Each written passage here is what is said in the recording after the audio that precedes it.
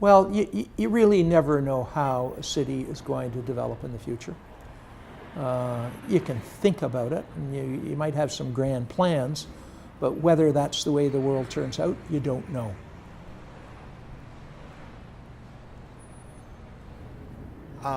Toronto is beautiful. So I'm visiting Toronto today. It's a nice, a beautiful town, beautiful city. Well, I've been about 3 different cities in the world, but to me, Toronto, it's nice. I love it here. It's the best. You know, it's just a nice, warm, welcoming city. The people are nice here. Nice people.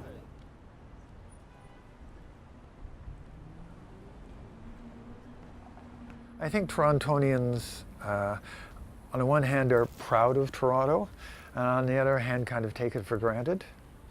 We don't have mountains, we don't have an ocean, we don't have this, we don't have that. We've got a wonderful island. You can get down by the lake. Things that people often don't do because they live here.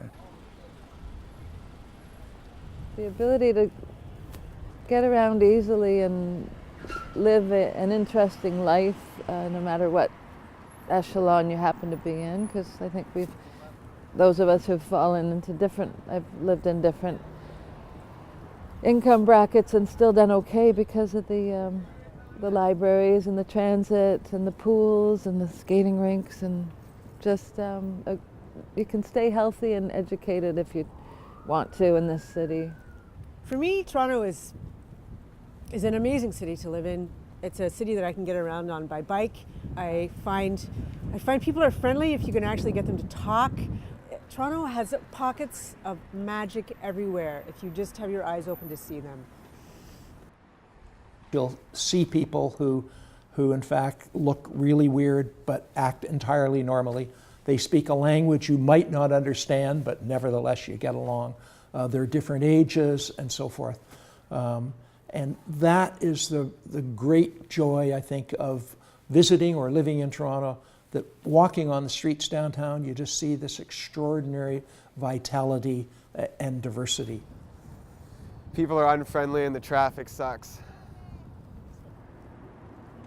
The most aggravating thing about Toronto right now is the gridlock with traffic. And it's not so much driving in the city, it's trying to get to the city. Whether it's the 401 or the Gardiner Expressway, the Don Valley, just the most aggravating I think that's the worst right now, and the biggest complaint from people is the sheer amount of traffic. We know at the moment Toronto has major problems in respect to transportation. That we simply don't have good enough transit. But how is that going to be solved? Well, are we going to have to wait for 10 or 15 or 20 years? I mean, it takes a long time to build systems. And if that's the case, I think Toronto might start to stall. The thing I find most challenging about the city is attitude of not caring about what the city looks like. I guess I'm sort of old-fashioned in the way that I think about civic pride. I think if you see garbage on the street, you should pick it up.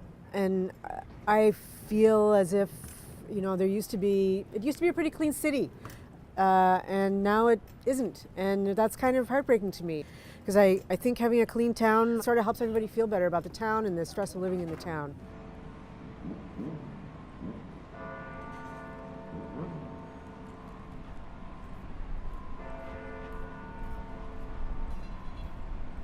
But everything is expensive. Yeah, that's one job which can survive. Yeah. Houses are getting too expensive for people who are just starting out, and for people who are on the margins, it's really difficult.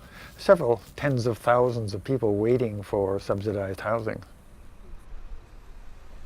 I think people recognize the fact that we aren't making any choices to create new affordable housing.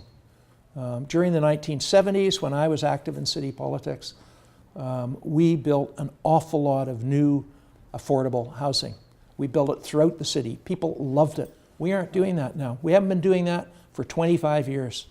And that's a big issue, and you see the problems around everywhere. I mean, the fact that we've got not only people living on the street, a lot of them, but in fact, we've got a lot of people going to food banks because they've paid all their money in rent. They don't have any for food. I mean, this is a crazy way for a wealthy society, a wealthy city to function.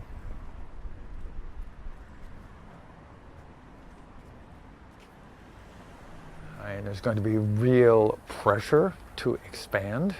So right now what's happening is we're building more and more high-rise condominiums. Businesses are going to continue to come here. I suspect that a lot of what's going to happen is that things will spread out from Toronto into the area around. But again, that only makes transportation more difficult. So it's good and bad. I believe that if we don't strengthen City Hall, rather than continually weaken it as we're doing now, Toronto's not going to be a very pleasant place to be in 20 years. That, you know, we might be at our high moment right now where we're saying, hey, people really like us from around the world. But I think that can end pretty quickly. So I'm worried about the future, quite frankly.